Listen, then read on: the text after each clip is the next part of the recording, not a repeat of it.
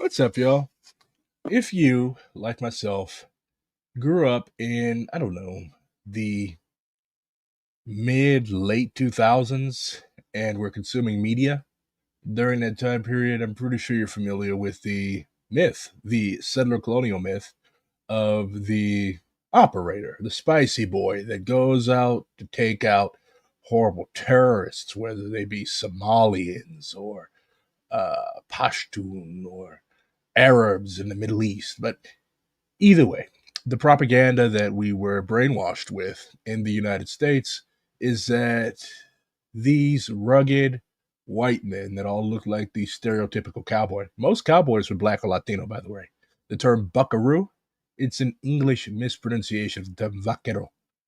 So the American myth is that of rugged white man with gun instilling and imposing settler law and order on the rest of the world, whether it be on Pashto and Dari people in Afghanistan, or Somalis, or recalcitrant Arabs or black people in North Africa, West Africa, in the Middle East. Of course, when you become a communist, when you start actually studying the fucked up shit that our country has done all around the world, you will learn that that's a myth. Essential to the breaking of this myth is a close study of Seth Harp's latest book, The Fort Bragg Cartel. Seth Harp was actually deployed to Iraq, although he was not a spicy boy, he was not an operator, he was a combat engineer. But either way, he was there, and this book comes out of years of research. It was highly anticipated. I was ecstatic when it showed up to my door, but let's just get a brief glimpse into the mind of our operators that are defending our freedoms all around the world that you see on your television every time you go on Netflix. Let's see what's going on. So, William J. Levine II was a spicy boy, an operator that is renowned for having murdered his friend who was a Green Beret. So, let's see. One night at his house, Levine confessed to Nicole that he had once shot and killed a child. He was just a little boy, he told her, but he had a gun. He also introduced her to his dog, a tautly poised, hyper alert Belgian Malinois named Rocky, that had been one of the unit's working animals. Yes, just like the police use canines, the military uses canines as well. And they train these dogs to literally be killing machines. These are not soft little cute German shepherds that are like that. These are literal fucking weapons. They literally give them titanium dentures. I'm getting ahead of myself. So Rocky had been one of the unit's working animals. Nicole wanted to know why Rocky had no teeth. Levine told her that its titanium dentures had been surgically removed upon retirement because the dog had been trained to attack and had grown accustomed to feeding on the flesh of people that had been killed in special operations, including being allowed, as a treat, to eat human brains. Oh my God, said Nicole, watching the dog gut down his supper of wet mulch. That's disgusting. Like many other Delta Force operators, Levine had been prescribed dextroamphetamine. If that sounds new to you, it shouldn't be new to you. The military has used this stuff ever since amphetamines were synthesized. The Nazis, in particular, were quite fond of it. Their brand was called Pervitin. The Japanese, they used it because, let's be real, you're not flying a plane into an aircraft carrier or carrying out a bonsai charge holding up your pants unless you're high off something. In Vietnam, many atrocities such as My Lai were fueled by fucking speed. And yeah, they call them go pills, and they are highly popular with operators. So he had been prescribed these drugs early in his career to help him cope with sleep deprivation.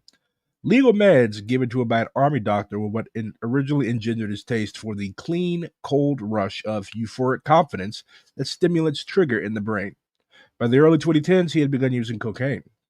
By early 2018, he was smoking crack on a daily basis and regularly ingested MDMA, smoked crystal methamphetamine, snorted powdered heroin, and had even taken to inserting speedballs, a dangerous mixture of heroin and cocaine, into his rectum in a dissolvable capsule to get a quicker and more powerful high.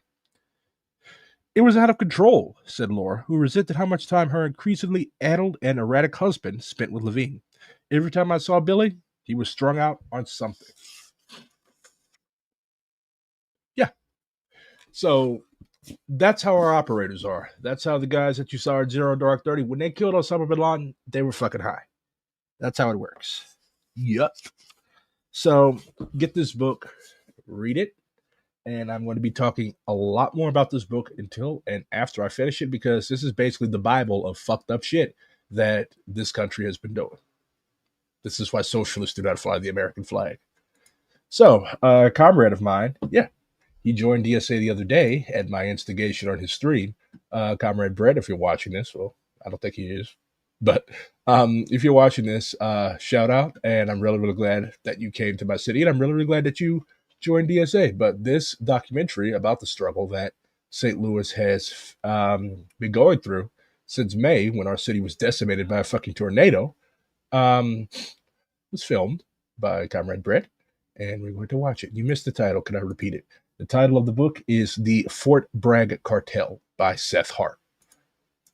At 2:41 p.m., a funnel cloud touches down near South Hanley and Richmond Heights, and the tornado begins its track. By 2:43 p.m., the twister has grown to nearly a mile wide.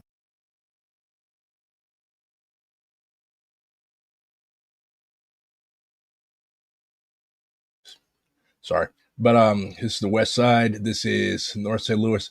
This is basically like, well, back in the day, it was the capital of Black St. Louis. The Ville, the Greater Ville. Yeah. I used to live right up here. Newstead, this Chinese place, worst in the fucking city, was destroyed. Like, it was literally like, it looked like somebody just taking a giant knife and sheared it off. But yeah. So, historic center of Black St. Louis was basically destroyed by the storm. I also used to live down here. This is the west side, the Academy neighborhood. We just call it the west side. But yeah, lived down here for a little bit. And Fountain Park, big, beautiful church. Basically destroyed. An elder that was in the process of preparing food to be fed to homeless comrades, unfortunately passed away as a result of the building coming down on her. But yeah. So yeah, devastated. And a lot of people in the city are saying that this is basically like they're going to try to gentrify this whole area. Like, if they rebuild it, it's going to be for white people. It's not going to be for black people. So that's what we're fighting against, because we simply cannot allow that to happen. Businesses near North Kings Highway Boulevard and Delmar taking a direct hit. Dozens more injured after a tornado swept through St. Louis. Rescue crews trying to save a man trapped in the basement. The city admits the sirens did not sound. About 5,000 properties were hit by the storm. A little girl tell her mom, "Mom, I want to go home." And the mom responded, "We don't have a home." St. Louis has recently become an epicenter of the global climate collapse. The once-in-a-century tornado struck, inciting mass destruction and transforming this bustling black city into a real-life war zone. A little bit, we on Marcus and Dr. Martin Luther King right now. I know you're scared. Come here, baby. Hi. Oh my God. Just a bad day all around. These people went through a lot. Winds screamed at 152 miles per hour, carving a 23-mile scar across the city, shredding more than 5,000 structures, flattening entire blocks, and killing a still unconfirmed number of mostly black elders, and hundreds more people were displaced. The funnel followed the color line, obliterating predominantly black neighborhoods that the city had already starved for a century. In the immediate aftermath, there was local news coverage, but minimal national reporting. And now, 2 months later, the news has virtually vanished, but people are still. This happens like every time something major happens in a black area, by the way. Like, they'll talk about it for maybe a week or two, but then the cameras eventually go home, and the people are still there. Like, the people are still suffering. If you go to these neighborhoods today, there are still people living in tents. Like, the unhoused population has basically, like, exploded, because a lot of these generational homes, or a lot of these were generational homes. Like, your grandpa was the first black person on the block. And of course, you're not going to sell your granddaddy's house. Like, that's history. You're not going to do that. Granddad worked too fucking hard. He went every day to the factory to eventually pay that fucking house off. You're not going to sell it. Like, that's pretty much your net worth right there. Renters, the landlords literally do not give a shit. I remember, like, almost immediately after the storm, people were receiving illegal eviction notices. Yeah. Like, people understand, like, they cannot evict you unless a sheriff comes to your door. They cannot just send you a letter that says, "Okay, I'm putting you out right now." That's called a self-help eviction. And some of these get pretty nasty. Like I've heard of doors being removed. I've heard of doors being kicked in. I've heard of people hiring fucking gang members to just storm into people's apartments and throw their shit all out on the street. They can't do that. That's illegal. But of course, because much of the law around this issue, landlord-tenant relations, was written by lobbyists representing landlords, there's really not all that much legal recourse. You basically just have to fucking swallow what they give you. But of course, you don't, because the people themselves, as we always know, as we always will know, save us. So there's tenant organizations in pretty much every major American city. We do need to expand to rural areas. But yeah, you do not just have to swallow this shit. You do not have to let yourself get thrown out of your home because of a natural disaster or for any other reason. You can fight back. And I highly, highly, highly encourage you to do so. Because only by fighting back and demonstrating that we're not going to take this shit can things get better. And can we eventually have a revolution in this country, which we so desperately need. Without food, without water, some people are sleeping under tarps and shattered beams in this ongoing catastrophe. So we came to St. Louis to ask, why was this story buried? Why didn't the warning system sound? And why does this storm show us the future of America as a failed state where fascists in the Trump regime have slashed social programs, gutted FEMA and the NOAA, instead pouring hundreds of billions into ICE, cops, and concentration camps? We're also here because we want to show the resilience of the community. Neighbors are coming together to help their neighbors. Community organizations are doing food drives, but the reality is it isn't sustainable. And so we're also here to help provide more money, more food, more clothes, whatever the community needs to make sure that they're cared for.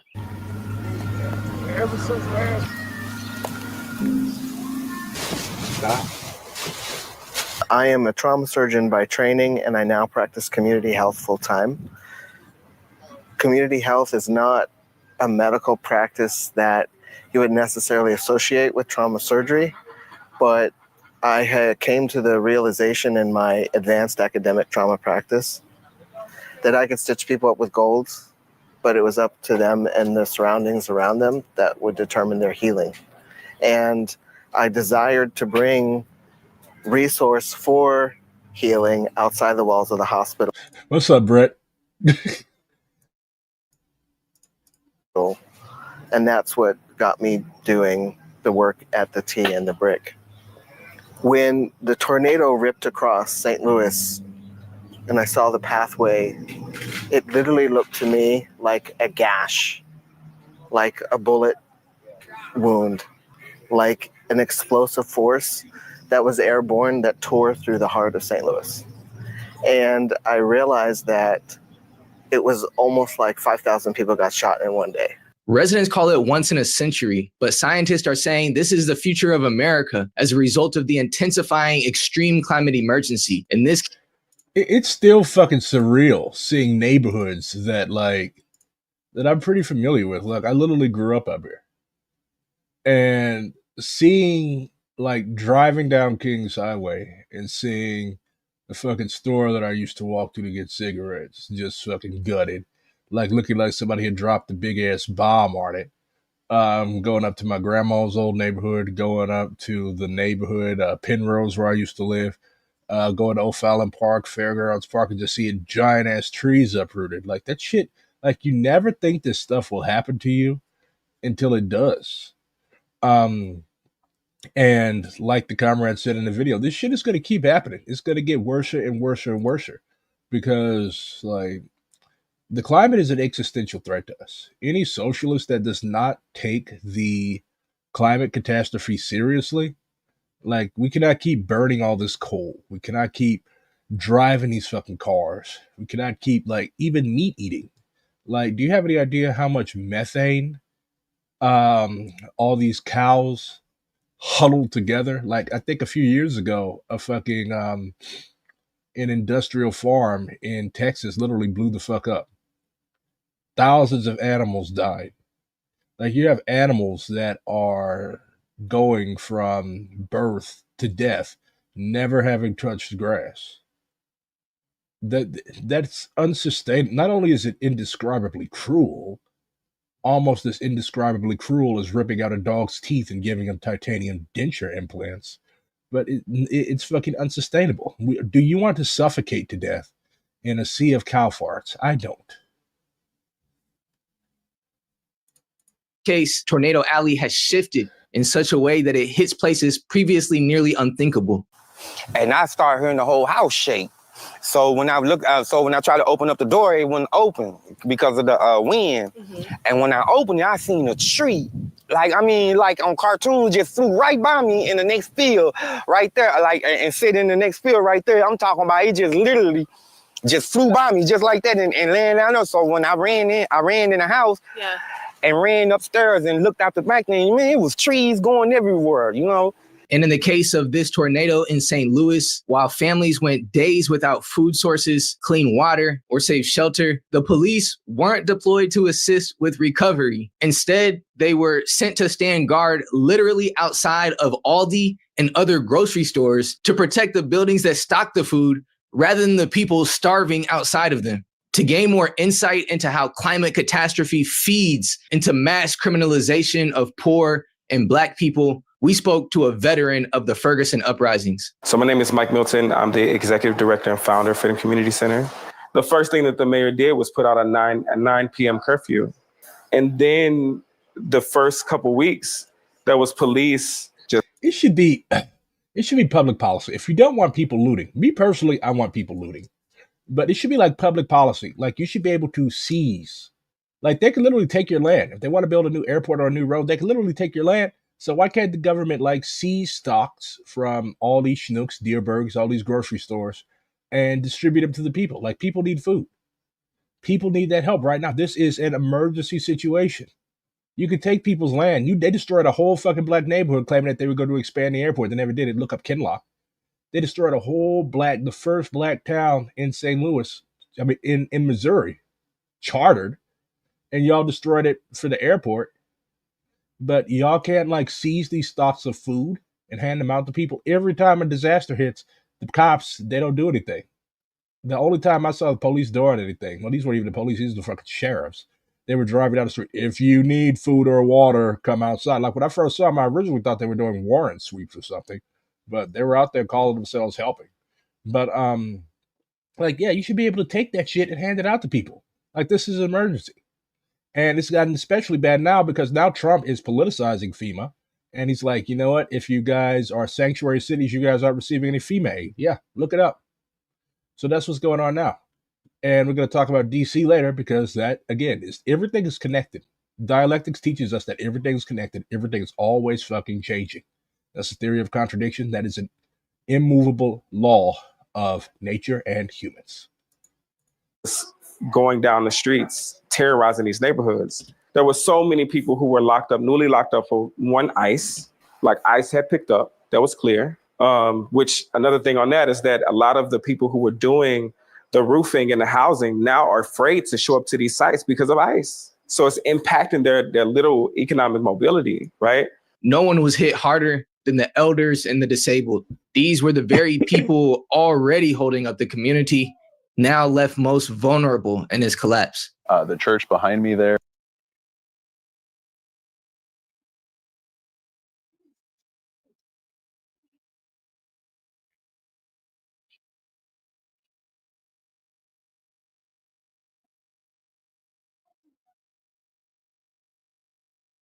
No, the sheriffs were giving out food and water. They weren't just taking down people's information. They were doing some semblance of aid. But this is what I just talked about. So basically programs I can see their funding eliminated because of Trump's political war on Democrat-run cities. So that's why he's targeted DC. That's why he's targeted Chicago. That's why he's targeted LA. That's why he's targeted St. Louis, Kansas City, Chicago, all these areas, New York City, especially if Zoran gets elected. Like, we're going to have to get on a war footing, y'all. We're going to have to literally get on a war footing because Trump has literally declared war on us. When I say us, I mean PSL, I mean DSA, I mean everybody that lives in a progressive city. So we have to prepare for that. We have to organize our people and we have to like regularly be known in the community. We can't just roll over and take this shit. So school lunch and breakfast programs and other grants for schools, given school districts may not turn away students due to their immigration status, domestic violence shelters, transportation projects such as road and transit, reimbursement of uncompensated care for hospitals, and, most egregiously, FEMA funding for natural disasters. While undocumented immigrants are ineligible for FEMA cash assistance after a disaster like hurricanes or fires, they can receive in-kind aid like food, water, and emergency shelter. So, yeah, that's fucking janky, but that's what he's trying to do to us. That's what he wants to do to us. He wants us to suffer unless you toe his political line. A pivotal member of the community. I just want to make it extremely clear that if it was not for nonprofit organizations and everyday. And again, it's surreal seeing all these people that I know. Like, I knew the guy before this. We marshaled together, and I know this guy. This lady, Ohunashe, she's without this. It's Ferguson. It's surreal. But St. Louis is a small, close-knit city, and everybody knows each other. SRA originally had a membership boom because of their disaster relief for the hurricane in Georgia in 2018. Yeah, this is why I'm constantly saying that DSA needs to get out here and be doing this shit. People. That's why I give PSL props. Like PSL was out there, like literally day one. Like Ungun, Invest STL, For the Ville, Action St. Louis, For the Culture STL, the groups at the Save a Lot parking lot, and all the other emergency hubs, assistant help that has been. Also, I love how the entire fucking United States now knows what a St. Louis accent sounds like. Stepping up, the city would be failing. They wouldn't have met FEMA requirements or anything in that nature. What we are seeing in all tornado relief recovery efforts is because of everyday people. In a miraculous feat of collective will and revolutionary creativity, one Black-owned media company in St. Louis transformed its entire production infrastructure into a mutual aid depot within 24 hours. Awesome. Okay, so my name is Cammie Thomas. I'm the creator of My Friends and I. So in our essence, we're actually a production company, an art house, a media house. We were pretty much running a production day every day, but instead of going out to film and actually do production, our task of the day was going out street by street and helping on the north side. But it was like we had our call time, come here, we're gonna load in the truck. It just, except for having lights and camera equipment, we had supplies and meals. Yeah, I mean, the first couple of weeks, it was like this back and forth about whether a siren was made. It turns out that it was not. They never notified people of that this tornado was coming. The city government forgot to notify people that this tornado was coming. And literally the blood is on their hands for that. Like what I would say, Kara Spencer is not going to re-enter City Hall unless it's on a guided fucking tour. Like, this is literally her fuck up. And she literally got elected by saying that, I want to fix the potholes. I want to fix the roads. We're going to have a well-run city, basically dumping all this shit into Shara Jones's lap, who, again, had her own problems. But, like, St. Louis politics is very, very, very racialized. So, yeah, it was a pretty racist campaign that was run against the Shara. I don't live in the city, but I would not have voted for it, even if I did still live in the city. But yeah. It is kind of wild that we've had 3 back-to-back femme mayors. So first we had Lida Grusin, the evil librarian. I protested in front of her fucking house and I pissed on her lawn. Nobody liked her. She literally doxed people in a live stream from City Hall. It was hounded from office. And you had Tashara Jones. And then you have now we have Kara Spencer. But yeah, Kara fucked this up. She is not going to be reelected. Like, the North Side is going to get her ass, as they should. Like, you cannot just simply fucking, like, the county sirens went off. I live in the county. I heard them. And the funny thing is, like, we didn't even get hit all that bad. The South Side, I live about 5 minutes from the South Side of the city. We didn't get hit. South St. Louis was fine. There was actually supposed to be a Palestinian solidarity protest that day. I was about to go to, but then fucking Storm said nope. So South County did not get hit that hard, but it just destroyed North St. Louis and West St. Louis, and the fucking sirens did not go off. Nobody heard a siren unless they were close by the county line. So that is malfeasance in the extreme. To other people, as I would say, that Ferguson already proved to be the epicenter of a revolution. And we, Ferguson, and the Ferguson frontliners and the organizers did the work of bringing a movement, a revolution across the country, so that we can bring a big spotlight to policing and mass incarceration. The same thing needs to happen around this tornado. I think what's at stake is something that St. Louis can't afford to lose, which is its deep, rich history of incredible contributions of Black people and Black culture. Our first couple of days, we went out there and just literally just sat with the folks and just asked them what they wanted. Super grassroots, no clipboard, no paper. Just literally went family to family and sat on their porches for 45 minutes. And one of the things that we noticed was that the first couple of nights, there was no power on the streets. So the only lights that people were getting was when cars drove by. Like, it was completely dark. So then we started to see people build bonfires and sit next to the fire. Then when we see somebody like Kara Spencer, who is now our mayor, walk around like she's building these empires to support and help Black people, when she has $300 million right now of unrestricted funds, RAM settlement money that it can go to Black and poor communities, we see the same cycle of harm by people who are system actors like the mayor. Man, like I love this city. Like I love this city like it's my child, like it's my parent, like it's my everything, because it is. There hadn't been a day that I actually had to do anything alone, right? My friends, the production team, like my gaffer came with his grip van and emptied it out of everything, all the production stuff, just so we could fill it up with supplies. My birthday was the next day on the 17th. So yeah, I went to the store super early, my friends and people just like Venmo'd me a ton, went to Home Depot, got just masks, work gloves, a couple axes, just anything I could find that I thought might be helpful, and just went to the north side, kind of street by street, just me and a couple friends, seeing who needed what, helping to chop trees, helping to get stuff out the way. We had water and things like that. And the biggest thing in the first few days was just asking people what they needed. And a lot of people were like, they didn't have food. Like, no one had food. When you talk about city government, I think that shocked them, right? Because it's like, oh, people came and they showed up, and then residents showed up for each other. And it was something like you've never seen if you don't live here. Like, when people are like, oh my God, St. Louis come together, I get to experience this every day. Miss Rogers just came through. The brothers that walked past talking to us, the sister just came in with like 7 children that she wants to volunteer for. I get to experience that all the time. The rest of the world got to experience what we who live in North City know that this is already here. So here, this work is a step even further from that trauma work that I've done in the past, because it's not about a clinical practice or a set of protocols. It's about a space that is radically accessible, low barrier, and based on the medicine of presence. I'm here. I see you. You matter. That's it. You don't have to prove who you are. You don't have to earn the care I give. You don't have to need what I have. You just are, and I just am, and I'm going to be human with you.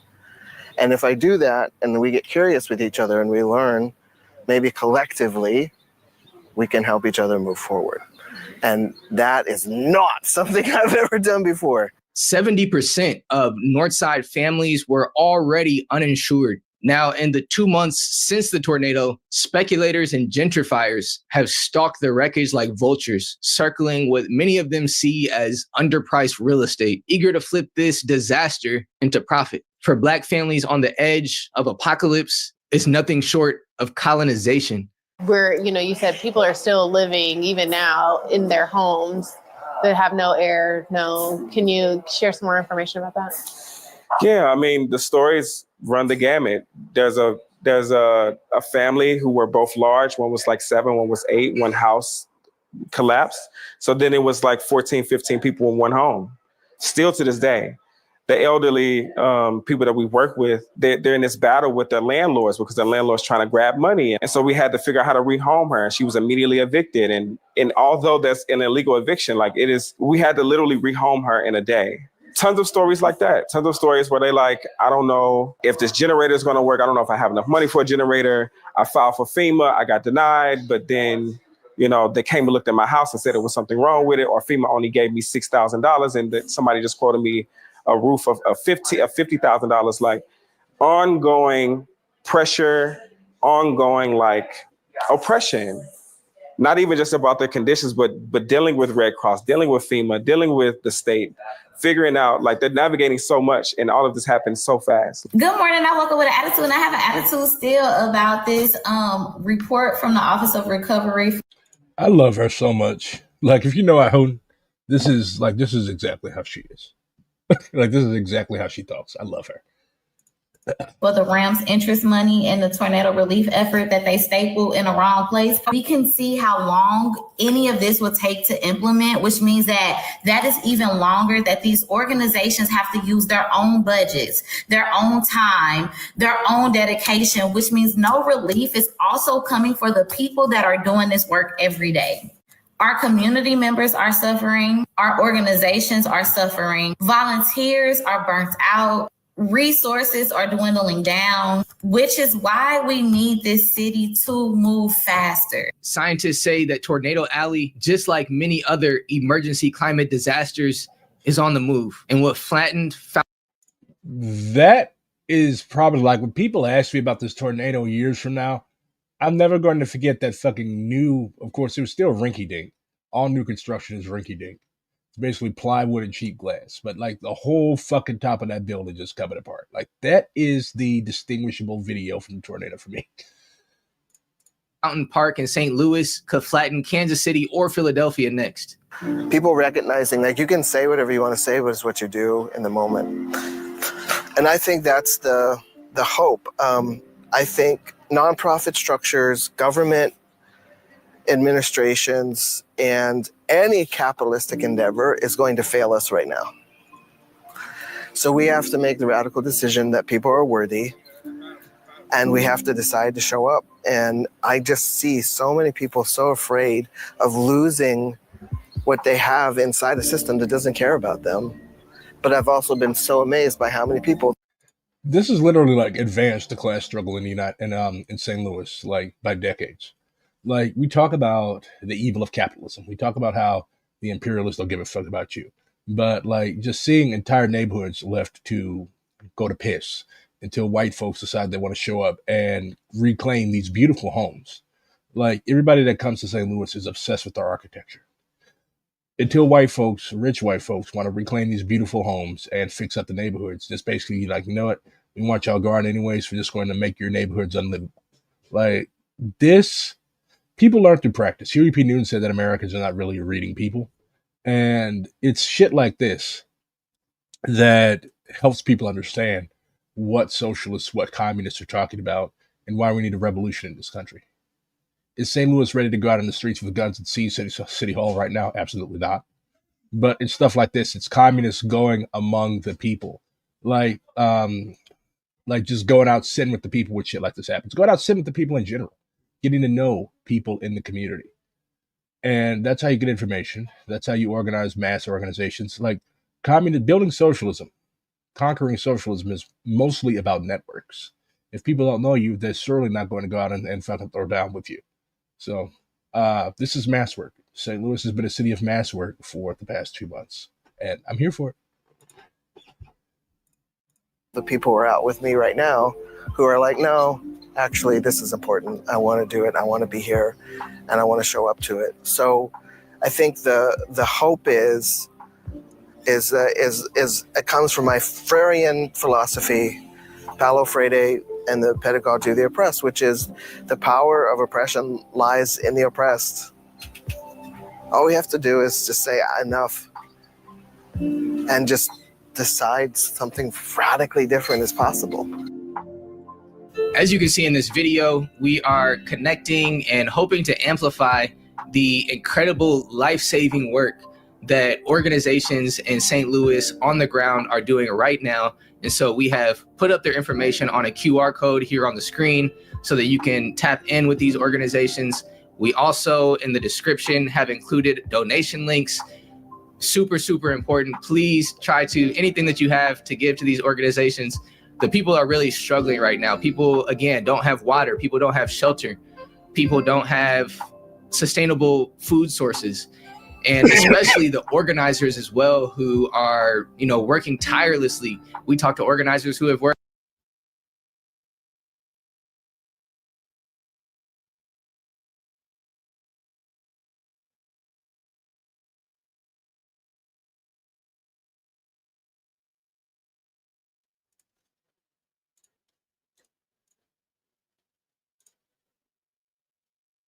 So, yeah, I'm going to link this because this is something that I don't want DSA chapters watching. Like if you're on Polyed in your chapter, you should definitely host a screening of this.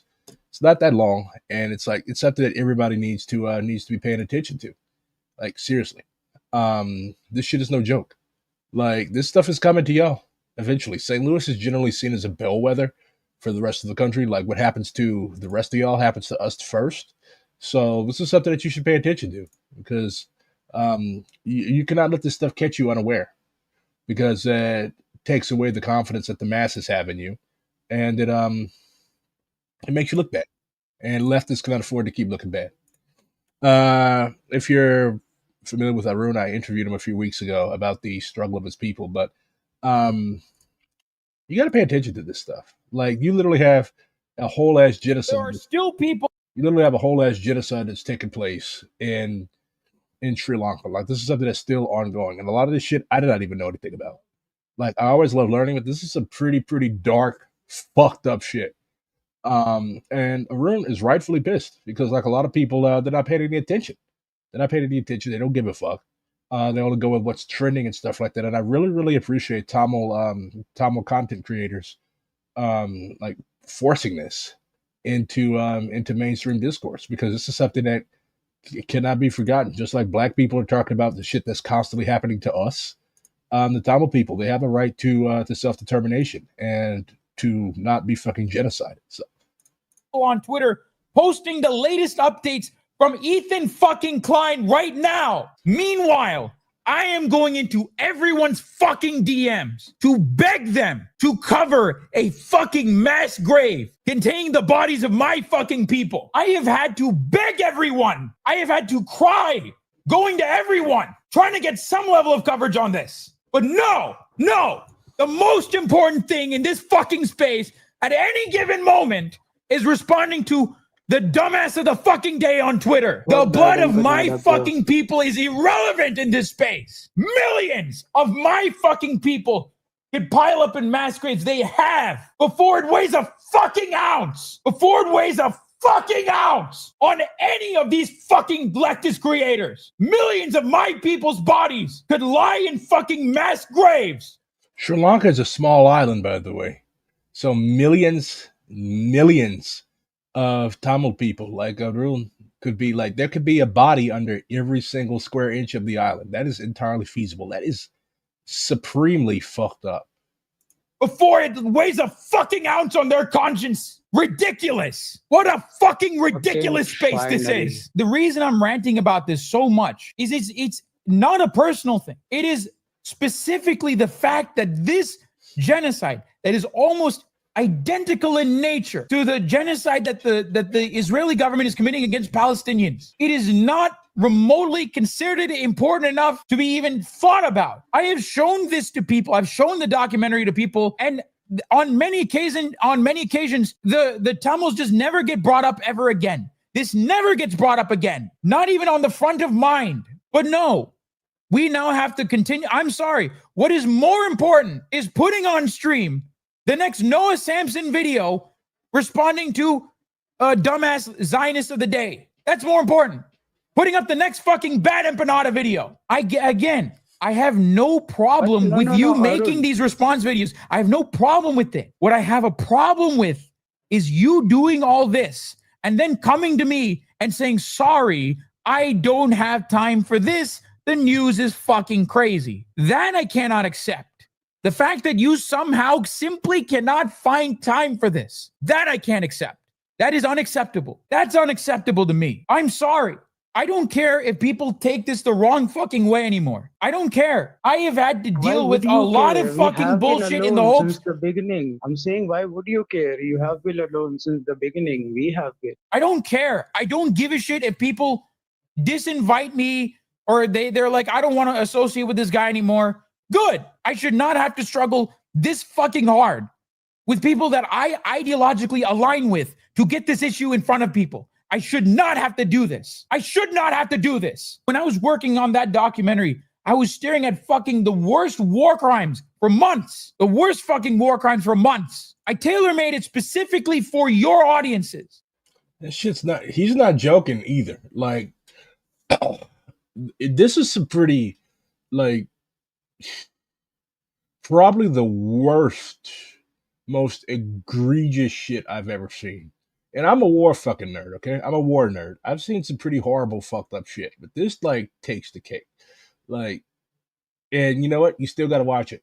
This is another thing I want DSA chapter screening, because we cannot just fucking, like, cuddle into our fucking hidey holes and be like, okay, everything's cool, everything's good. No.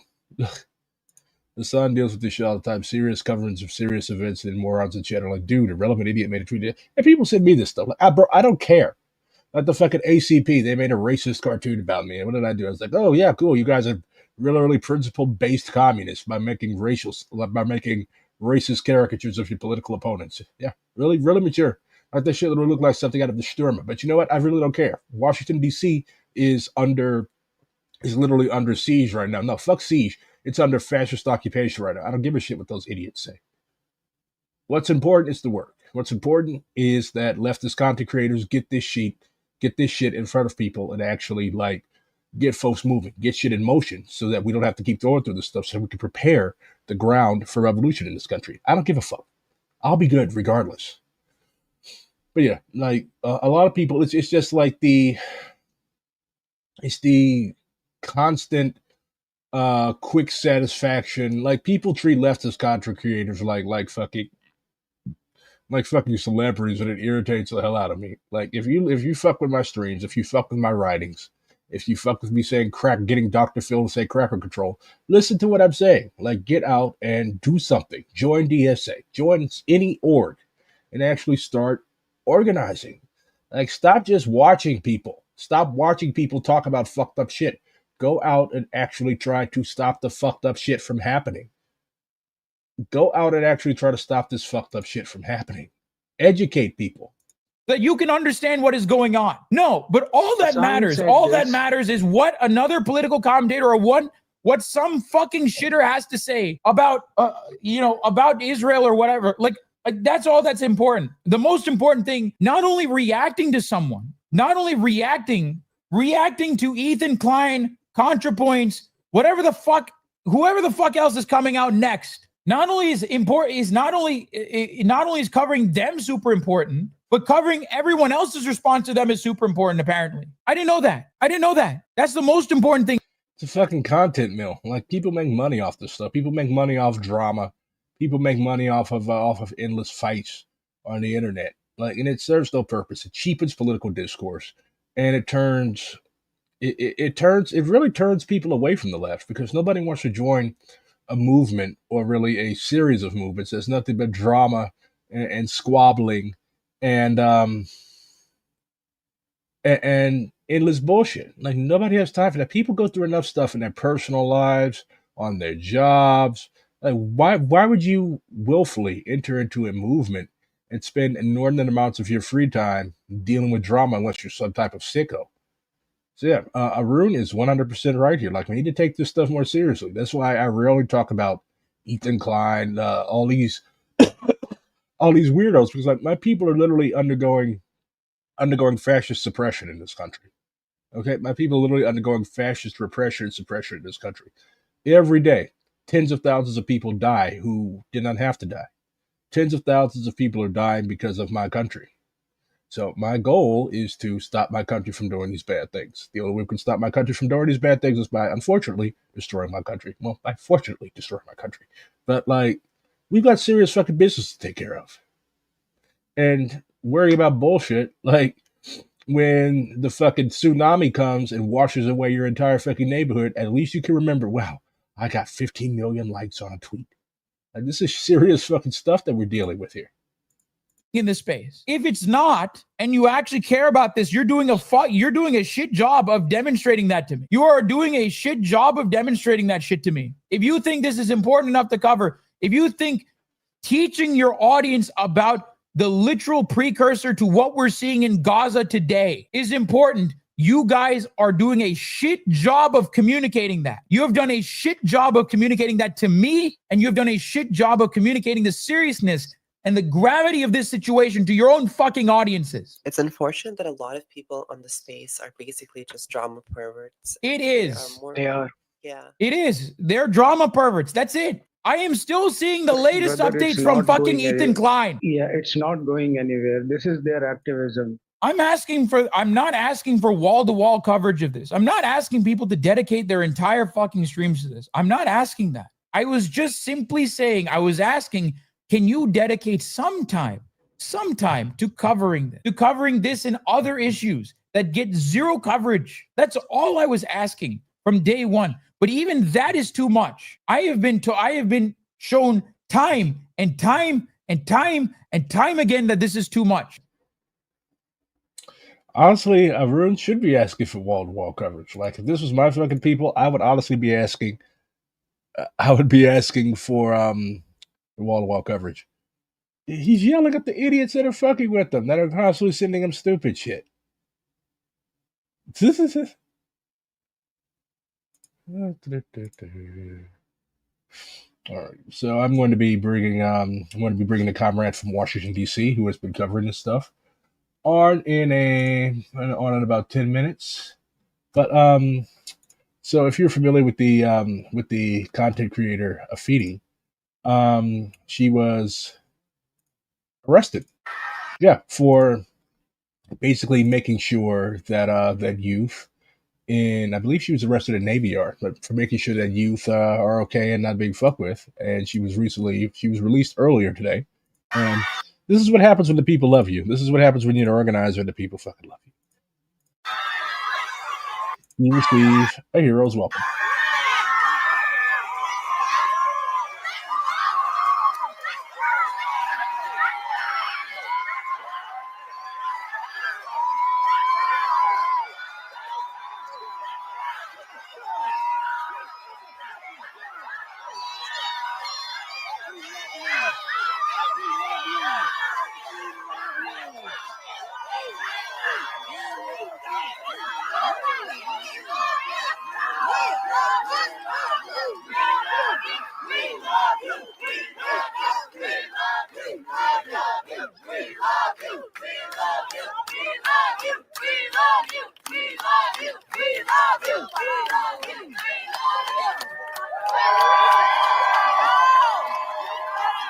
Mind you, they arrested her for like literally no reason whatsoever. No reason whatsoever. See? And that our youth are going to be directly impacted by this. Get out of the way. It doesn't fucking matter about me. I will be fine. Our kids will not be.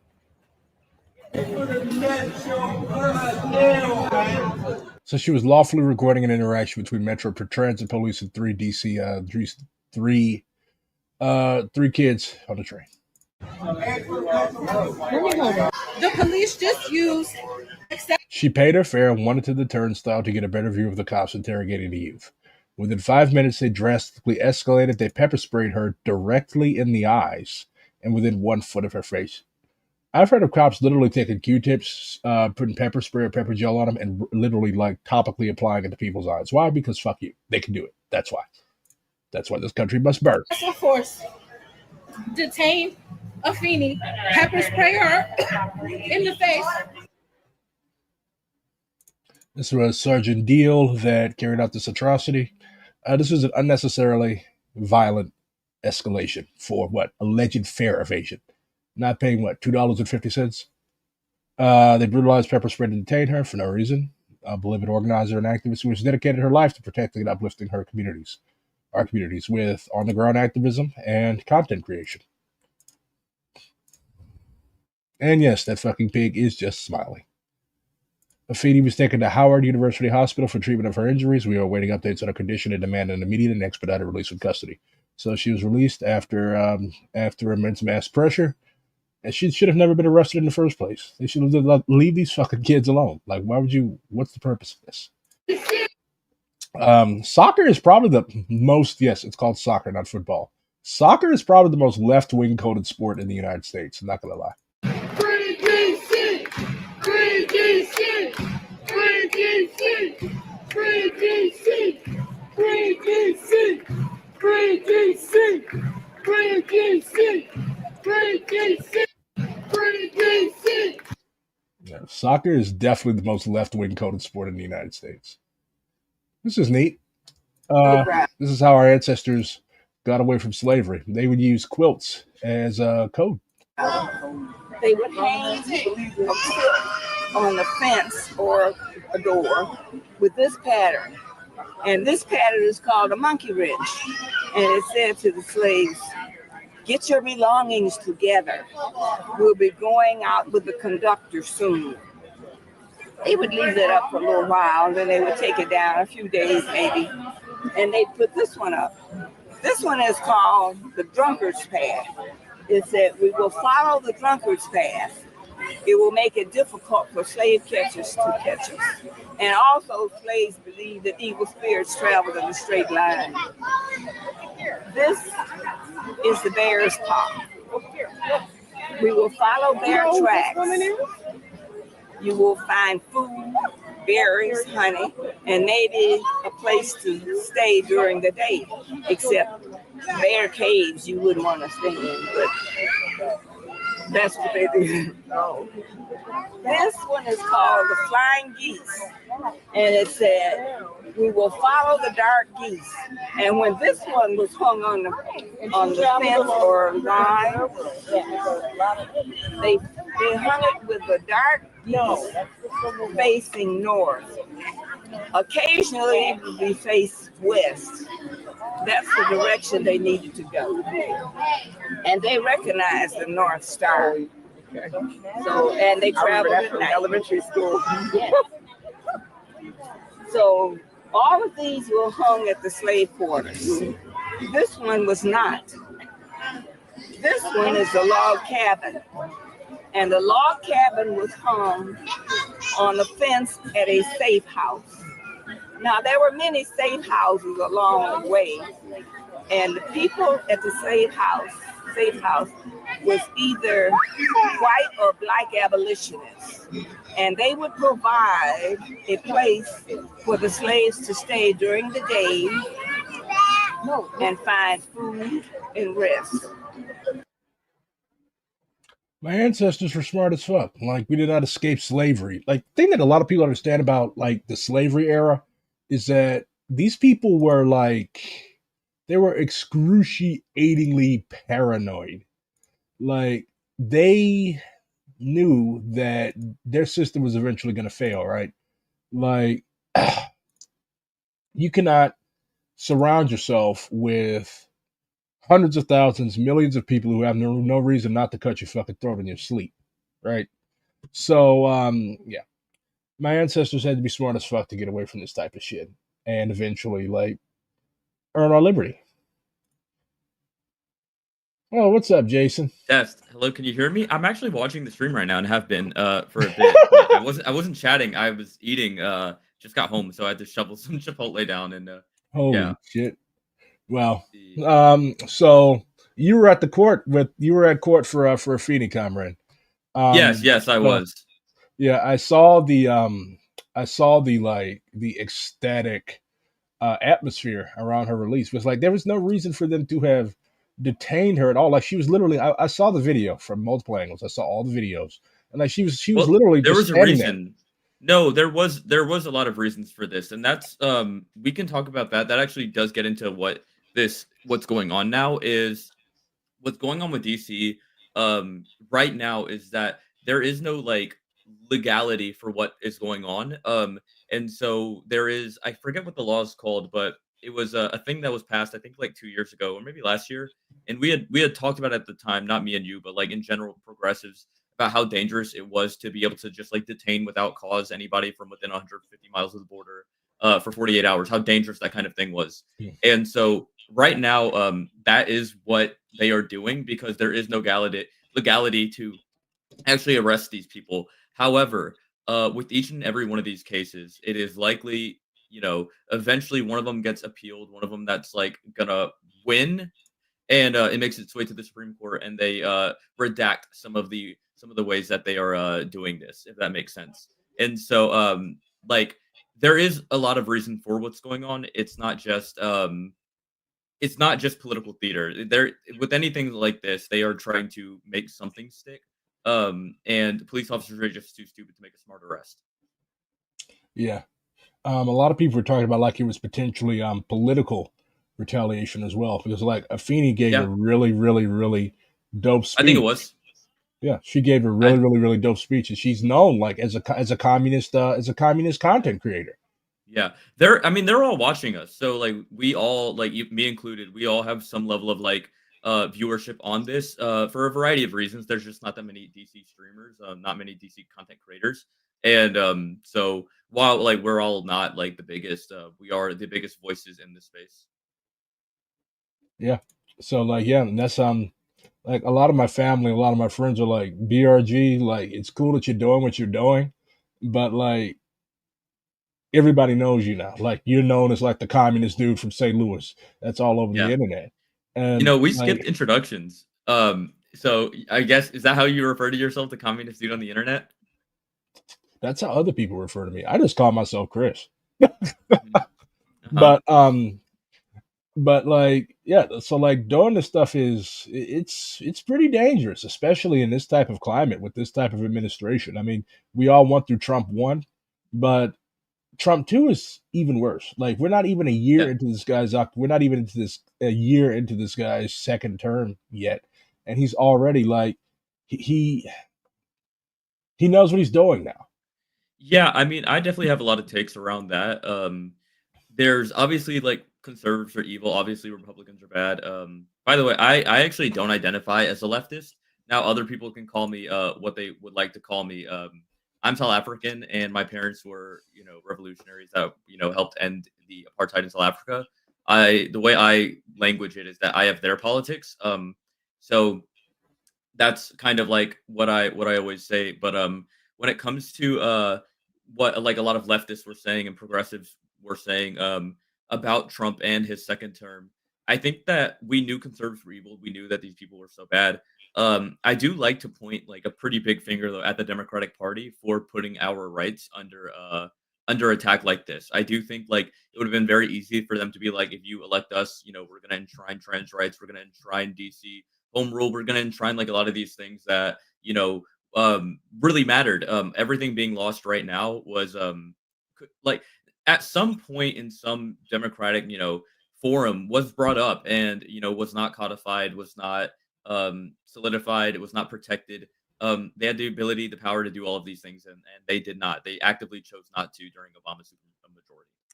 Yeah, like they literally just spend every time, and they do this every time they're in power. Like it's not just like they're not doing anything; it's like they're actively building up an infrastructure for the Republicans to use next time they're in power.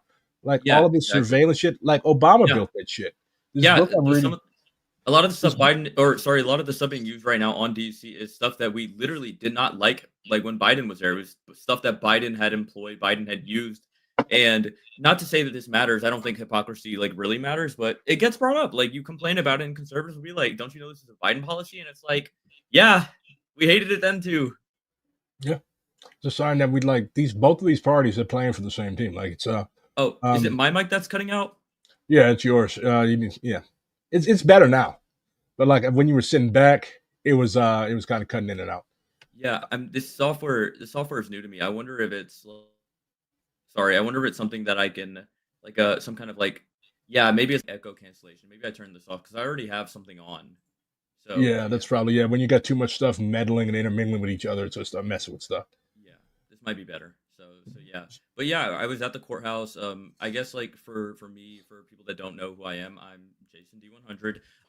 I'm a morning streamer. And fun story, I do consider myself to be apolitical. I do consider myself to be an apolitical streamer. Now a lot of things that I say might be seen as political, but this is why I lean very much into my identity. I know a lot of identity conversation been coming up. When like I don't think it's political to say I don't think children should be mass slaughtered, right? Like, and I mean in general, like if you had a hand in doing it, I don't think it would be political to say something like that. The opinions that I have and the politics I have are that of my predecessors. My parents helped end the apartheid. Like I don't think it would be political to say apartheids are bad and that like people shouldn't live under those. I'm Tamil, and the Tamils were genocided in Sri Lanka. Like that was also my dad's side of the family was in that situation. So I don't think it's like political to be like I wish I still had family in the same way that everybody else has family. Like, I don't do like overt politics. I don't really cover Trump. I don't watch any kinds of politics. At least on stream. I do consider myself to be a pop culture streamer. Like we talk about Love Island. We talk about Taylor Swift. We talk about You're a Beyonce. A lot of Swiftie. Beyonce. Yeah, I'm a big Swiftie. Yeah. Ew. I listen to ska. I'm unk. So, Punk, you but said, or unk? I'm unk. Yeah, I listen to ska and Earth, Wind and Fire, bro. But I mean, I like Earth, Wind and Fire. I do like I like a few Taylor Swift songs. I mean, I did kind of like grow up with her, so but yeah, I would Yeah. not identify as a Swiftie. Yeah, I think that's so a lot of what I bring to progressive politics and leftists in general is has a lot to do with that. I think that especially in leftist spaces, like for good reason. Like I don't think it's a bad reason. I think that there's kind of like a movement away from like normie culture or being normal, and there should be. Like I'm very pro queer, and like I think a lot of like these genres and like more niche things like are going to be within leftist spaces. But for me, like that's just like how I am and like who I am, and so it's not something like I abandoned when I joined more progressive spaces. It's fair, and like, and you kind of do have a point because like when you make your entire identity about politics, well, I guess it's a bit too late for me because my handle is literally Black Red Guard. So, but like, I think leftists do need to realize the values and the virtues of whimsy and joy. Like that, like you try Yeah. talking to them about modern. Oh, that's bourgeois. How can you enjoy that shit? Like Yeah. this hipster shit. It turns people off. Yeah, I think And for like, Afeni's release, like that's what made everybody so excited. That's what made everybody so happy was seeing that.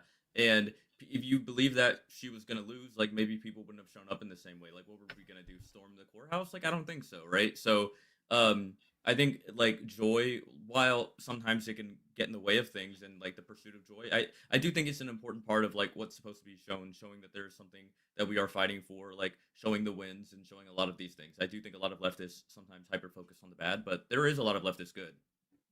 yeah.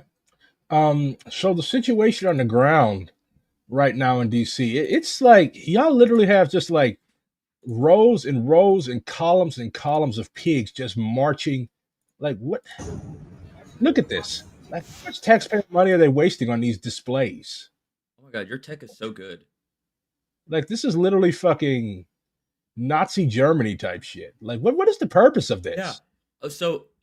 I'm gonna sound so annoying. This is where you're gonna hear my apolitical take on this. Like, but I think it's true. But the person that they arrested when they ended up taking in Afeni, it's important to understand that they were trying to arrest. She was filming somebody that was getting arrested for jumping a turnstile for a $2.50 metro fare. This is such a waste of money. Like it's unbelievable how much of a waste of money is for the amount of like cops that they've brought in, military that they brought in. They could have just made metros free for 10 years, like that, and that would have been a better use of the money. That crime would have plummeted. You know what I mean? If evading metro fares is a crime, then crime would have went to zero.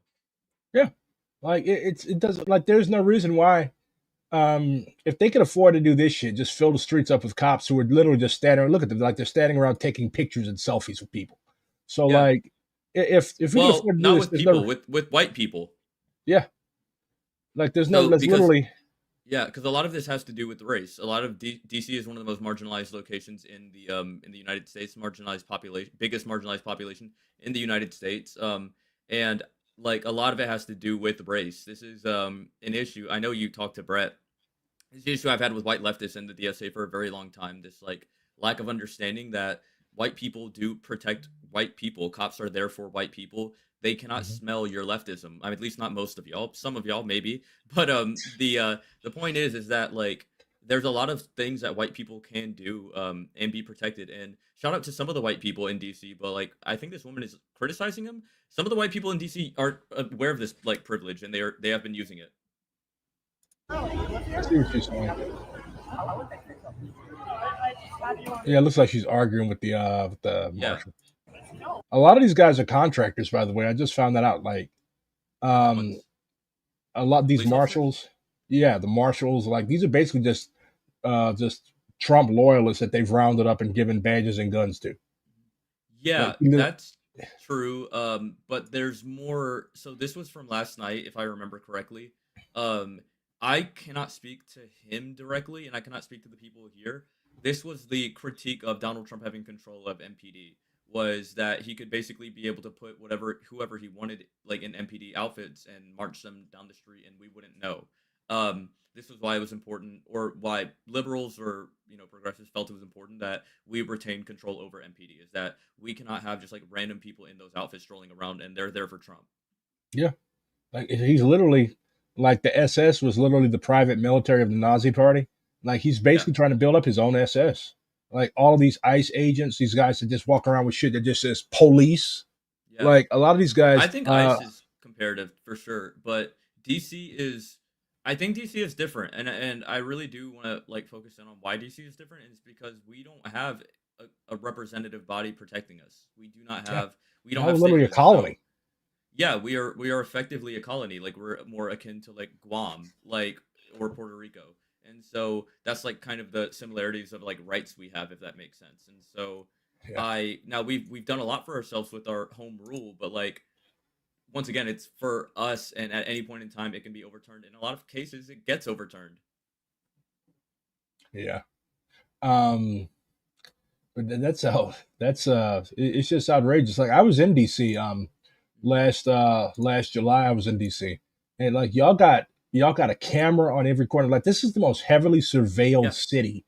Like y'all got a camera on every corner, and if there's not a camera, it's a cop on every corner. Yeah. Well, that is a fact. So we have the most police per capita of any like location in the U.S., and we are the most surveilled state in all of the U.S.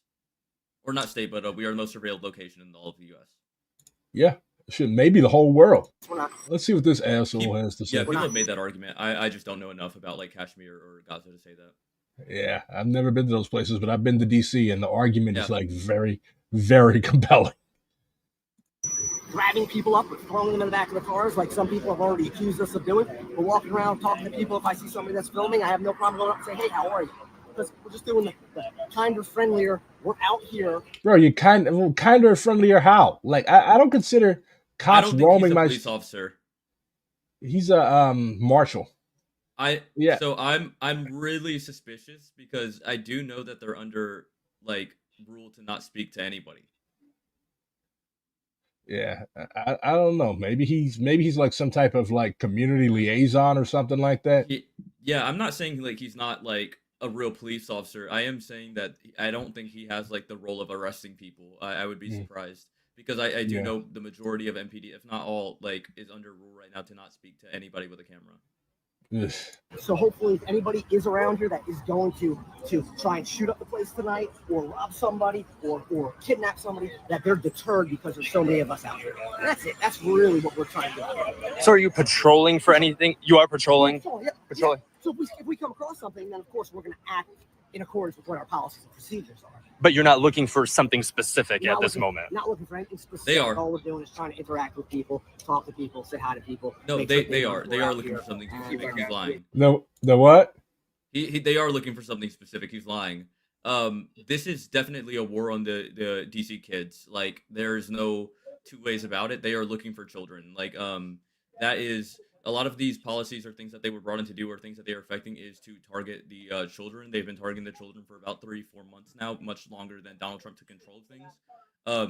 No, this is a war on the kids. Like, you heard what Effendi said. You hear what I say. You hear what anybody out of DC says. This is a war on the children. What type of weirdo imports, like they're literally bringing in National Guard troops from West Virginia. Like, what type of weirdo sends the National Guard after children, after little fucking kids? For what? For hopping the train? And this is like foreign national service. Like the National Guards are like, supposed to be for their states. Like, this is a foreign military occupation. Like, this is, I don't, it's hard to convey, but like, it sounds ridiculous, but like, that's what it is. They literally sent, did you see that video for, they literally sent the whole ass snatch squad after Sandwich Dude? I saw that. I think he actually is very important, and actually, I'd love to talk about Sandwich Guy. I think he Sandwich Guy. He works for the Department of Justice, doesn't he? Yeah. Well, he got fired, but yes, he did. Oh, he got fired because of that? Yes, he did. And I think the reason why he's so important is because I think DC has always had a problem with political movements, that people that work for the government, because it is a government city, never really wanted to engage. They never really wanted to like meaningfully fight back. They might march, but they wouldn't throw a sandwich at somebody. I think this white guy doing this shows a pretty big divergence in DC's politics as of like right now. You are seeing people that typically would not engage because they're scared of losing their jobs absolutely engage. And so I think he's a like kind of a representative of how DC feels right now, where you even have like conservative leaning white boys like not happy. Yeah, since nobody wants fucking armed. Like you're out there trying to drink and have a good time, and you've got fucking pigs. Yeah. Just like look at this shit. You got this dude. He's holding this fucking. And this is a White House video, mind you. Yeah. This is the fucking White House putting this shit out. And he's not, by the way, he is not arrested. This is like, or sorry, he is not indicted on a crime. He's just getting arrested. And they show his building, they show his apartment number. They doxed this guy. Just like they did Garcia. Yeah. And this is definitely the most Zoomer coded administration ever. Like he probably like all of this shit is probably made by like 21-year-old you know white what? dude. You're right. Wait, go back to the beginning. Play it again. It's filmed like that guy that works out. Yeah. You know what I'm talking about? That he puts the timer up? Yeah, I guarantee you, like he the guy that sticks his face in the ice water. Yeah. I guarantee you, like they have like literally just a bunch of 21, 22-year-old wannabe influencers with their own little suite in the West Wing that make this shit. Yeah, I think so too. I had not put that together. What's his name? Oh my god. Is it Anthony? What I'm just like remembering. I think so. Hold on, let me look it up. Ice water dude. Yeah, I didn't put that together. That is shot like that. It's exactly like that.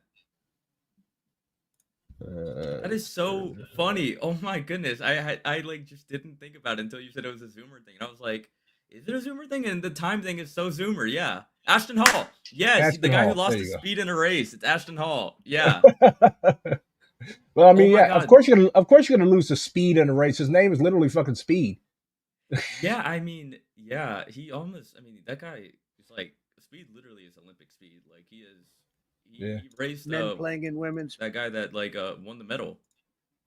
Yeah. Usain Bolt. No.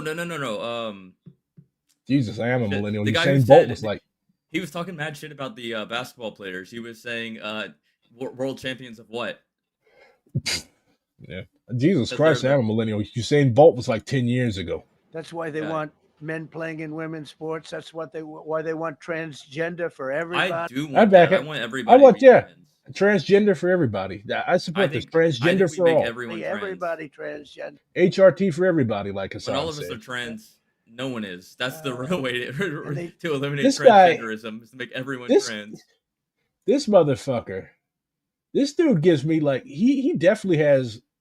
He likes to chop up people and put and bury their bodies in his basement. Oh, that's not a secret. He has like a Nazi tattoo. He has a Templar tattoo. Yeah. They've just got walloped in Yeah. an election in a landslide, and they haven't changed one thing. I saw the other day the Trump should have done stand up instead of fucking up our country more than He it did wanted do it's stand-up. already fucked up. That's the gag. Is that he was like, if we would have just let him have his TV show, this would have never happened. Yeah, he's done professional wrestling. He's done every fucking thing. Look at this. They got the fucking. Yeah. They got these fucking vehicles under the. Yeah. Oh, Well, because they're if they putting the did, barricades on it because people are trying to get to them when they can. yeah, people are trying to write shit on them, put graffiti on them and stuff, tag them up, take pictures with them. That's what I would do. Yeah, But I they mean, shouldn't have brought everybody's that- unhappy about it. You have to understand that, like, what's going on here is a form of liberalness that I think people have not been, like, exposed to, which is what's going on in Gaza is going on in Gaza, and what's going on in the Congo is going on in the Congo, and what's going on in Ukraine is going on in Ukraine.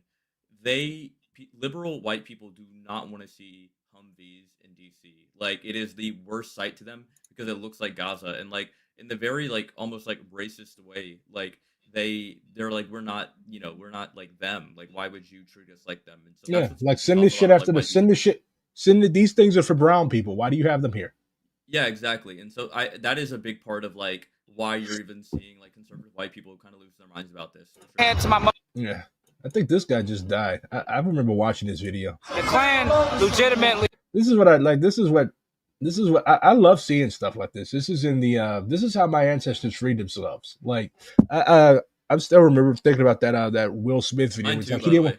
he didn't want to play in Django because violence isn't the answer. Like, bruh, like it literally took a war that killed 600,000 Yeah. people to No, free us. mine too. And like again, I've leaned on this a lot, especially with like what I've said about like October 7 is that like what you don't want South Africans to liberate themselves, like you dare like condemn a slave for how they decide to break their chains, like you're a fucking weirdo. Like no, you like what's going on now. You like what's going on now because they did what they did. Shut the fuck up.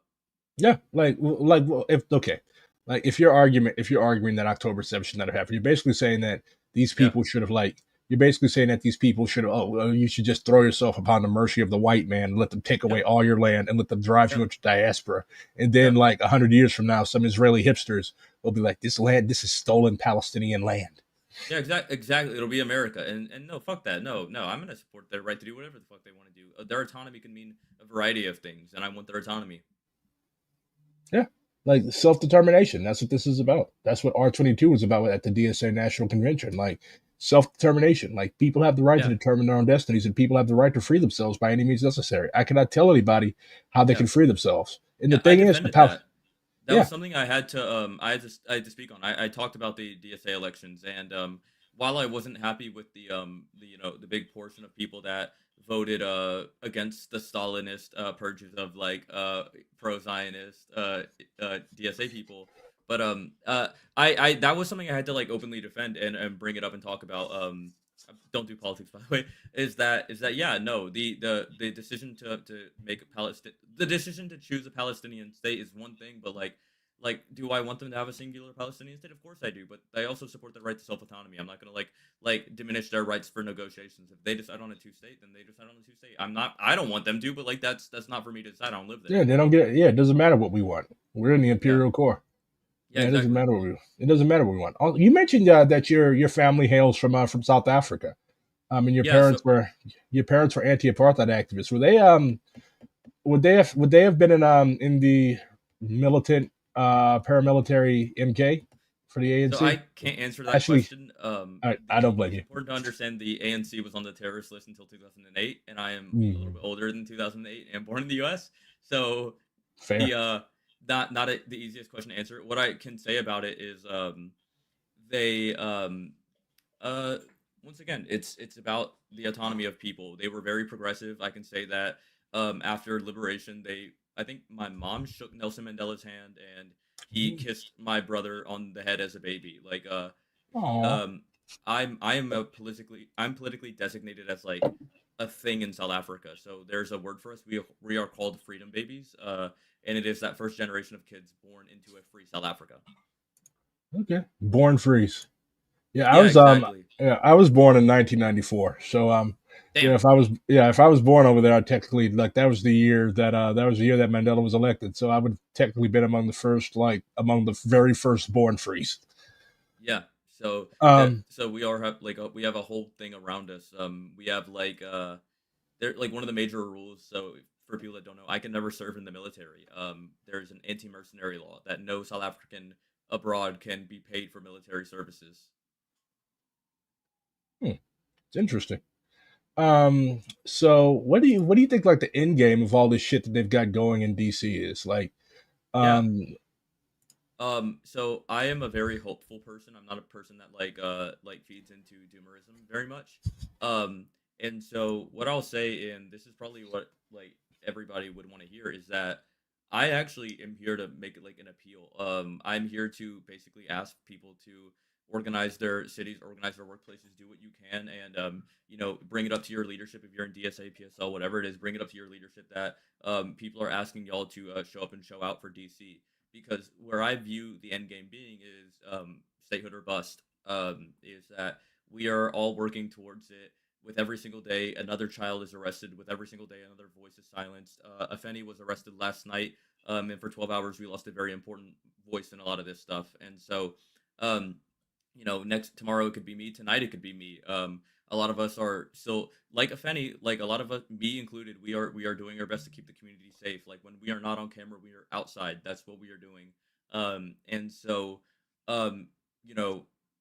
there's a phrase that goes, "No news is good news."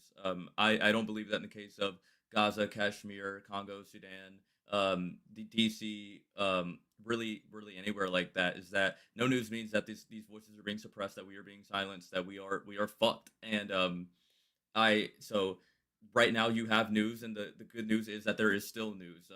And so DC is one of the most militarized like zones in the planet on the planet, and DC is also a surveillance state. So like if they wanted to at any time, they could cut my internet. Like we don't. There's like a lot of political stuff that goes on with like stuff like that. Yeah, DC doesn't and the have its own NSA is fucking creepy. Like No, I this mean, book, this Seth yeah. Hart book, it literally like they can do shit. Like anything that you see in NCIS, they could do that shit for real. Well, I mean, DC is so tiny that we don't have our own generators. We don't have our own ISPs. Like we are purchasing like bandwidth from Virginia and Maryland. Like it would be very easy for it to be cut off. Yeah. Yeah, that's wild. Like even like I'll never forget like going there. It's just like the thing is DC is it's such a beautiful fucking city. Some of the best food in the country. I've been But told it's like, dirty. I've been told they have to clean it up. well, y'all got a shitload of rats. Like you know what? Not as many as Chicago or New York Look, or I was LA. just Like, we have the I was just in Chicago. I did not see a single rat. But when I was in DC, I thought I was gonna have. go to Chicago. I did go to Chicago. I was just there. I did not see no single rat. But when I was in DC, I thought I was gonna have like a nice little chill smoke across the street from the hotel. I lit my cigarette and I heard squish, squish, squish, squish, squish, squish. Like, what the fuck is this? Is there like a homeless dude in the thing? I was gonna give him a cigarette. And look, a giant fucking rat just runs across. I'm like, oh yeah, let me get the fuck out of That here. rat has 4 Michelin stars at the local restaurant. How Yeah. dare you? He is working his hardest. He's just Yeah, working as hard as to scare the shit out of me. But yeah, I fuck with y'all. Like I fuck with DC. Y'all invented go. Yeah, y'all invented I'm go-go actually not from music. DC. Like most people, I am not from DC. I am actually from Louisiana. I'm from South Louisiana, and a lot of the reasons why I left was because it was so unsafe. It was so racist. It was like I grew up in like kind of like a sundown town, but a very like black area, I guess. And so I grew up in a very Is it dangerous Jenna? area.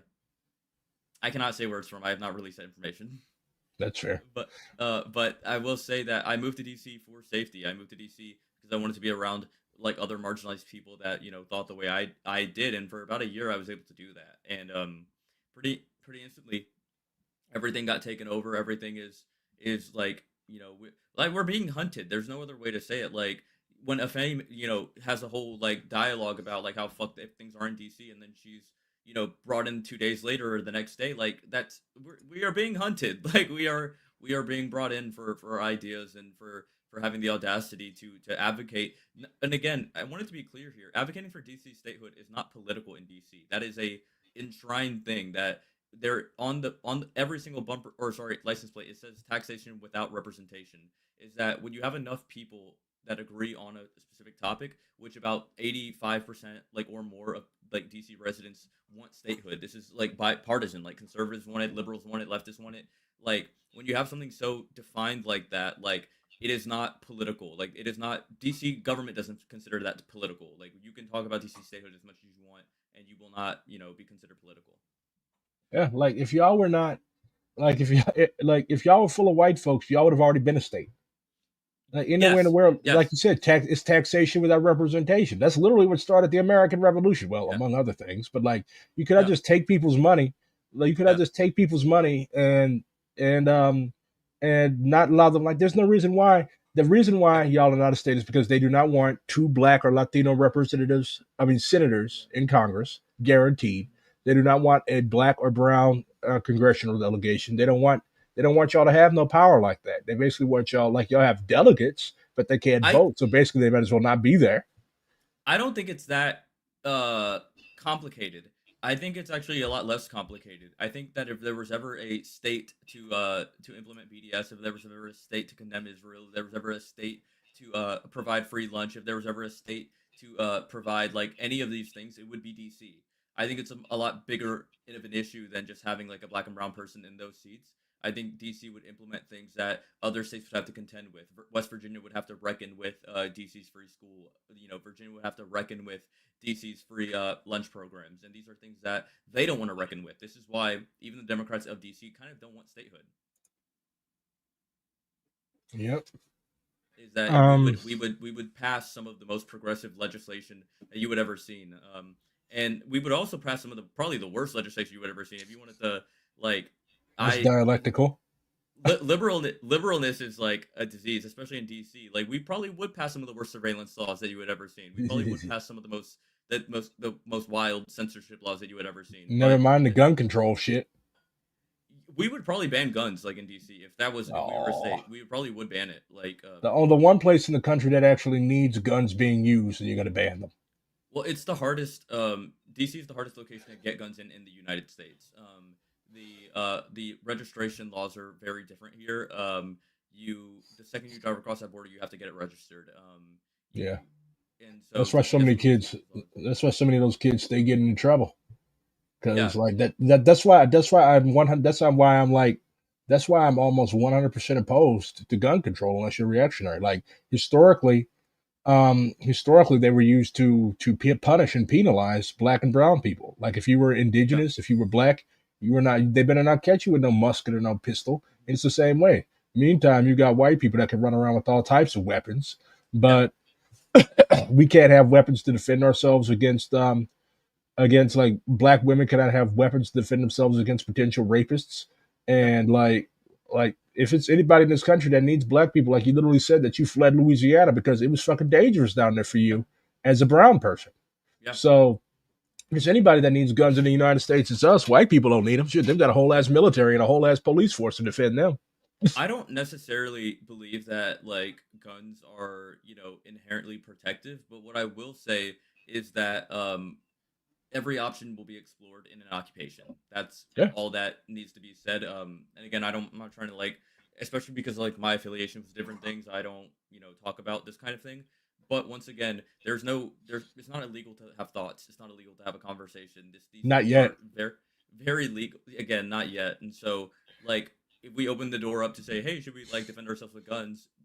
Somebody can say no. Like, it's about collective decisions. These conversations are important. They happen in every single room. Like, it's not like the idea that these conversations should not be explored is ridiculous. Yeah, and a lot of people we're like under occupation, and so is Gaza, so is Kashmir, so is Elam, so is the Congo, so is Sudan, and I wouldn't understand it. I wouldn't communicate it any differently if it was any other location. Yeah, but yeah, here's the better days, man. It can't last forever. I toast you with an empty glass. Either it's us or them. That's very much how I see it. Yeah. The DC kids are some of the brightest gems. They are some of the smartest kids I've ever met in my life. Not to shit on the Louisiana kids, I love them, but like, come on, these DC kids have like the best schools they've ever seen. They're all bilingual. They're all just incredibly cool. I'm lucky that I get to organize with them. And I cannot. There will not be a situation where they just like eat these L's and I or anybody else in this area takes it. One of the things about a marginalized location is that marginalized people, white people, I think marginalized people care about their kids more. How I feel about it, and that's a lot of the reason why you're seeing this kind of response to the attack on the DC kids is that we are a lot more. I think we are willing to put our bodies on the line in a way that you kind of like just don't see often. Yeah, you got to defend the youth. Well, shit, but from the videos I've seen that I'm not going to show, it seems like the youth are fully capable of defending themselves. But they are, and a lot of that's our fault. And to be honest, this is a critique I have on the DSA. This is a critique I have on PSL. These major national orgs is that when the kids stopped looking at orgs, that's y'all's fault. Like it's y'all's fault. I think like again, I'm taking some of the blame myself as being a part of some of these orgs. Like we have failed them. We have failed them like so distinctly that they are not. I want to build a DSA. I want to build a DSA where YDSA and DC is full of nothing but DC street kids. Yeah, that's exactly. If they're not looking at orgs, if they're not looking at politics, if they're not looking at this thing for safety, and they're looking, to the things that they are looking at, like I'm defending it. Like, you know what I mean? I think that they have the autonomy to pick what's right for them, and if it's not an org, it's the org's fault. Yeah, like Shay said, we have to paint the universities black and brown. We have to paint DSA black and brown. Rashida literally got up and during her keynote speech at DSA convention and said, "Why are there so few black people in this room? I'm from fucking Detroit. I haven't seen this many white people in my entire life." And honestly, she was right. And I think that that call control, cracker control. Yeah. Oh, yeah. Yes. Rashida literally called for cracker control on the DSA NPC. But I she's think, right, yeah, and I think this was a wake up call. Like you can't just keep. There's no reason why I should be at a DSA meeting in St. Louis, a city that's half black, and be the only black person in the room. yeah. That's a sign of a serious political problem. I think it's distinctly racist that white leftists and white anarchists or whatever they are have the fucking audacity to critique black and brown people that go to church for community. If you offer genuine community, black and brown people would come to you. It's your fault. Like, you need to change the way that y'all are operating. Y'all need to like fix these different things, and then maybe people will come to y'all for community. Stop blaming everybody other than your goddamn self. And then that's like that's the thing. Like who the fuck want to go hang out with a bunch of white people for community? Yeah. Who A wants bunch to of go to white a people. church? Like, I grew up in the church. I don't want to go to a church, but it's fucked up that like that's A where I bunch gotta of go for fucking. community. And then the funny thing is like who would want to go hang out with a bunch of white people who aren't even from the city, Yeah. who aren't even from the city that they're trying to organize in for community. Like Exactly. white people do that. White transplants do that with each other. Like they go and hang out with other white transplants because even white people. The funny thing about St. Louis is that even the white people who were from St. Louis scared the shit out of white people who are not from St. Louis. Yeah, gentrifiers do that. They hang out with each other, they build power together, and then they push out every single voice that they're supposed to be and claim to be defending. That shit sucks. Like, it's like, I don't know how much you know about my content, or like if you've heard any like things about like me or anything like that, but that has been like a very central part of my content. This idea that like white people like get to own leftism, like they created it. They didn't. It was African people. Like it comes out of Africa. Yeah. It's so ridiculous that they become the biggest voices, the biggest names, the biggest faces. Like when they have they have Kwame no Ture attachment spoke to on it. that. Yeah, Kwame Ture spoke on that. He said that like Marx I did met his not son. invent. Oh, you did? I didn't even know he had a son. I've organized with him. I didn't even know Kwame had a son. But He has a son. that's dope. But like he spoke on that. He said like if Marxism, I mean, he said that like Karl Marx did not invent Marxism. I mean, he did not invent communism. Like communism is something like we literally have in Africa we had like communal societies. We even invented. It was there. It was there pre-apartheid. It was there pre-colonialism. Like there are people that remember it. Like it was there. It is so ridiculous. And I'm also out of South India, and so I'm caste oppressed. If you don't know what that means, I'm an untouchable. That's what I am. Dalit. Yeah, and so they are some of they followed or attempted to follow this principle called the Dravidian principle, which was communist in nature. White people like do this thing where they like get to believe that they are the progenitors and the vocal points, and it's so ridiculous because for every other thing they know the history of it. You ask them about World War II, you're gonna hear like what days Hitler wiped his ass, but when it comes to communism, they don't know the roots, and when they don't know the how distinct it gets. And that's why, to be honest with you, what I had said earlier, it's why I actually don't assign myself those labels. That's a big reason of it, is that I don't want to be in the same labels. Like I don't want to have the same labels that people like kind of distinctly disagree with in a lot of different ways. Like they're misusing these labels, but they are using them. Yeah, you don't want to go among the DC street kids, and you don't want to be affiliated with shit that's pretty much read as being for white folks. I get it. Yeah, exactly, because like they like even the way that like the organ and I'll shit on DC here. I love DC, and we're fighting for our lives here, but like whenever you see the way that like these organizations like organize, they're organizing out of farmers markets, they're organizing at the metro stops, they're organizing out of like not even just metro stops, the white ones, they're organizing out of like very distinct like white locations that like are actively and have actively kept black and brown people out of it. That's been a big part of, I think, not even just DSA DC, but like DSA like nationwide. I think that's a big part of it, is that they are going to locations that are gentrified, and they're going to locations that like are. We used to hold our socials in a microbrewery in St. Louis until it closed. I will tell you that much love to DSA, but I would never go to something like that. Like I am, I've been called an anti-white racist for a very long time, and I'm not gonna go. Well, welcome to the club, buddy. I love your gun control meme. That's why in a lot of ways I more identify with the anti-white label than communism. And that and in my opinion, I'm guessing The thing is, like, we're not even like anti-white. Like, it's fine to. I do not give a shit about you if you're of European descent. It's fine to be I don't Irish, give a. Italian, I whatever. love European people. That's a physical characteristic Yeah. being European. Whiteness is a social construct, and Yeah, it is. it's the most destructive social construct in human history. Yeah, no, having pale skin got nothing to do with being white. Like it just so happens that you got pale skin. Now the thing is that once again, like being anti-white, in my opinion, is and like taking the the label of like having the same politics as my parents who were like revolutionaries. I feel like what that, in my opinion, what it conveys, and you can tell me if I'm wrong, is that I very much support like African autonomy. I very much support like one Africa. I very much support like black identities like here in America, and these are things directly opposed to whiteness. And I think it's it's definitely you have to take a stance on that kind of thing. Like I'd rather say I'm pro one Africa and I'm pro like what Africa wants to do with communism than American communism, because that's where things get like and again, much love to Marx, but like he was like production is not necessarily what we are in pursuit of. We are in pursuit of like a free life. We are in pursuit of having the time and the energy to do the things that we want to do.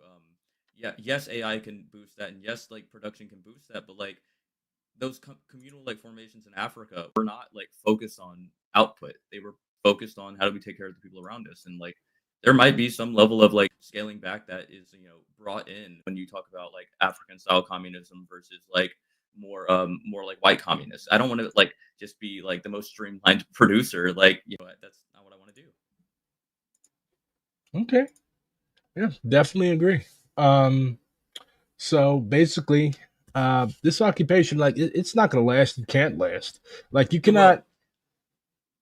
I think it's going to last more than 30 days. So it'll be illegal if it's longer than 30 days. But we don't have legislation. Like, there's nothing stopping Donald Trump from taking anything that happens here to the Supreme Court. Once again, first of all, no state has the fucking balls. No state has the goddamn spine to bring this to the Senate floor. They are letting us drown. Every single state. And that is why, again, I am making a direct appeal to like people who are organizing, people in organizations, to bring this to your state and to get your representatives to put something on the floor, because we can't do it for ourselves. Yeah, because y'all are basically a colony. It has to. We can fight as long as we want, but like this is a timeline from how many kids are you willing to lose, how many activists are you willing to lose, how many voices are you willing to lose before you decide whether or not you want to fight. And the reality of the situation is, until one of those representatives from another state bring this onto the floor, we are just fucked. You're never fucked unless you believe you're fucked. But no, we don't think that at all. Not a single organizer thinks that. But I'm just saying that that's what we need, if that makes sense. Like, we believe it's gonna happen, but that's what we need.